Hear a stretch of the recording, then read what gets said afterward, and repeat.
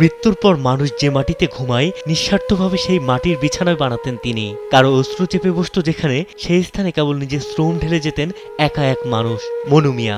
কিশোরগঞ্জের ইটনা উপজেলার জয়সিদ্ধি ইউনিয়নের আলগাপাড়া গ্রামে জন্ম নেওয়া এই মানুষটির কোনো বাড়তি পরিচয় ছিল না, কিন্তু এলাকায় তিনি পরিচিত ছিলেন একটি ব্যতিক্রমী নামেই, শেষ ঠিকানার কারিগর। সেই নামটি এখন কেবল স্মৃতি।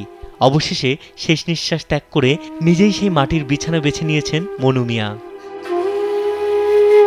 শনিবার সকাল 10:30টায় নিজ বাড়িতেই শেষ নিঃশ্বাস ত্যাগ করেন 67 বছর বয়সী এই গোর্খোদক। নিঃসন্তান কিন্তু অন্তহীন মানবিকতায় ভরপুর এই ব্যক্তি নিজের জীবনের বড় একটা সময় কাটিয়েছেন বিনা পারিশ্রমিকে মানুষের জন্য কবর খুঁড়ে। দূরের কোনো এলাকায় কেউ মারা গেলে মনু মিয়া যেন দ্রুত পৌঁছাতে পারেন, এই ভাবনা থেকেই কয়েক বছর আগে নিজের ধানি জমি বিক্রি করে একটি ঘোড়া কিনেছিলেন। সেই ঘোড়া ছিল তার সঙ্গী, যেন এক ধরনের নীরব প্রতিশ্রুতি, আমি পৌঁছে যাব যত দূরেই হোক। কিন্তু দুর্ভাগ্যজনকভাবে হাসপাতালে অসুস্থ থাকার সময় তার সেই প্রিয় ঘোড়াটি কেউ বা কারা মেরে ফেলে।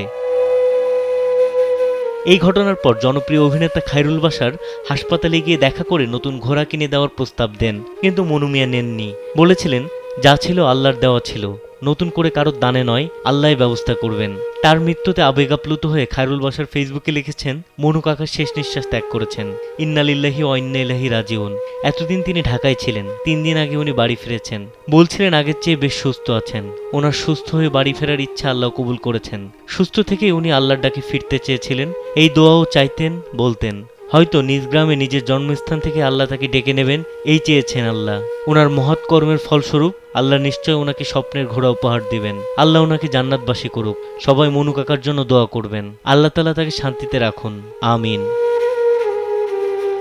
অন্যের শেষ ঠিকানায় আলো জ্বালানো এক ধরনের সাধনা, আর সেই সাধককে ভালোবাসা দিয়ে বিদায় দিচ্ছেন দেশের মানুষ। মনু মিয়ার মৃত্যুতে শুধু কিশোরগঞ্জ নয়, সারা দেশের মানুষ শোকাহত। তার জীবনের মহৎ কর্মের জন্য অনেকেই বিশ্বাস করেন স্রষ্টা তাকে প্রিয় ঘোড়াটি সহ জান্নাতে সব উত্তম পুরস্কার দিয়ে রাখবেন। তৌফিক মেজবা, কালবেলা।